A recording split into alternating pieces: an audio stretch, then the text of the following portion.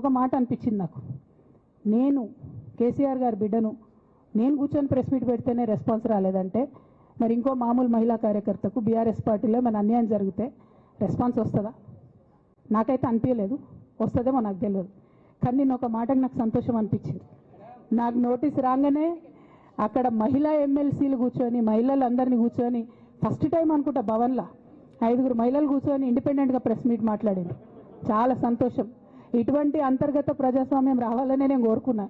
మహిళలకు, ఎస్సీలకు, ఎస్టీలకు, బహుజనులకు కోటరీల అడ్డంకులు లేకుండా యాక్సెస్ రావాలి, అది మైక్కి యాక్సెస్ రావాలి, బాస్కి యాక్సెస్ రావాలనే నేను అనుకున్నా. అది జరిగింది, చాలా సంతోషం.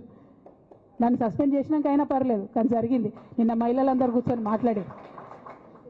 నేనేమంటున్నా అంటే కేసీఆర్ గారు, కేటీఆర్ గారు, నేను, మా కుటుంబం, మాది రక్త సంబంధం. పదవులు పోతేనో, పార్టీలకు వెళ్ళి సస్పెండ్ చేస్తేనో పోయేటటువంటి బంధం కాదు. కానీ ఎవరైతే వెస్టెడ్ ఇంట్రెస్ట్ ఉన్న పార్టీలు ఉంటారో, పార్టీలో ఉండి కేవలం డబ్బు సంపాదించుకోవాలనేటటువంటి ఒక ఆలోచనతో, వ్యక్తిగత లబ్ధి పొందాలనేటటువంటి ఆలోచనతో ఉన్నటువంటి వ్యక్తులు, వాళ్ళకి కావాల్సింది ఏంది? మేము ముగ్గురం కలిసి ఉండొద్దు, మా కుటుంబం బాగుండొద్దు, మా కుటుంబం విచ్ఛిన్నమైతేనే వాళ్ళకి అధికారం వస్తుంది. దాంట్లో భాగంగా ఇవాళ మొదటి స్టెప్పు నన్ను బయటేసిరు పార్టీలకు వెళ్ళి. అది ఇక్కడితో ఆగదు. నేను గౌరవనీయులు పెద్దలు దైవ సమానులు కేసీఆర్ గారిని విజ్ఞప్తి చేస్తా ఉన్నా, మీకు ఒక సూచన చేస్తా ఉన్నా. దయచేసి మీ చుట్టూ ఏం జరుగుతున్నదో ఒకసారి చూసుకోండి నాన్న. నన్ను ఇవాళ బయటకు పంపొచ్చు, నేను మీలాగా స్ట్రేట్ ఫార్వర్డ్ ఉంటా, నిజాలు మాట్లాడతా. నేను ఉద్యమం నేపథ్యం నుండి వచ్చిన కాబట్టి నాగ్గా ఉన్నది లేనట్టుగా, లేనిది ఉన్నట్టుగా, మోసం చేయాలని చెప్పో ఇంకోటి చేయాలని చెప్పో మాట్లాడను. స్ట్రేట్ ఫార్వర్డ్గా ఇష్యూస్ మాట్లాడతా కాబట్టి నన్ను ఇలా బలి చేసిండ్రు, పర్వాలే. కానీ రేపటి నాడు ఇదే ప్రమాదం రామన్నకు కూడా పొంచుంది, రేపటి నాడు ఇదే ప్రమాదం మీకు కూడా పొంచుంది.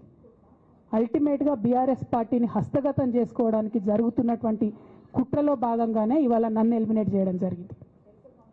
నేను ఇవాళ ఓపెన్గా అడుగుతా ఉన్నాను, హరీష్ రావు గారికి నేను సూటి ప్రశ్న వేస్తున్నా, ఈ రాష్ట్ర ముఖ్యమంత్రి రేవంత్ రెడ్డి గారు కూడా నేను సూటి ప్రశ్న వేస్తున్నా. నా మీద కుట్రలు ఎప్పటి నుండి ప్రారంభమైనాయి?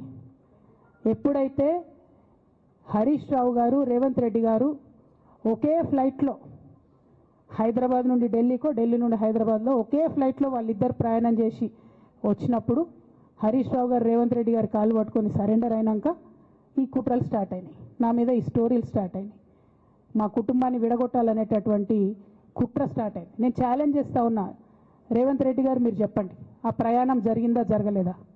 హరీష్ రావు గారు మీరు చెప్పండి, ఒకే ఫ్లైట్లో మీరు రేవంత్ రెడ్డి గారితో కలిసి వచ్చిండ్రా రాలేదా? ఆ తర్వాత నుండే నా మీద ఈ కుట్రలు జరుగుతున్నాయా లేదా?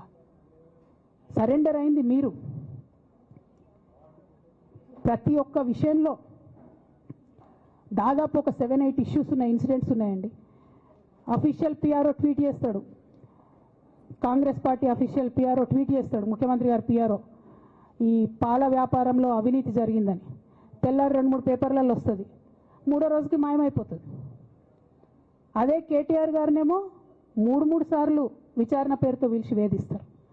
అంటే కేసీఆర్ కుటుంబం నికార్స్గా బరిగీసుకొని కాంగ్రెస్ పార్టీతో రేవంత్ రెడ్డితో కొట్లాడుతున్నాం కాబట్టి మా మీదనేమో కుట్రలు జరుగుతాయి, మా మీదనేమో కేసులు పెడతారు. మీ మాత్రం 1 or 2 days హెడ్లైన్స్ వస్తే తర్వాత న్యూస్ గాయబవుతుంది. ఎన్ని జరగలే చెప్పండి హరీష్ రావు గారి విషయంలో? ఫస్ట్ పాల వ్యాపారం మీద ఏమొచ్చినాయి ఆరోపణలు? ఆనాడు బీఆర్ఎస్ పార్టీ గవర్నమెంట్లో ఎస్సీ, ఎస్టీ, బీసీ హాస్టళ్లకు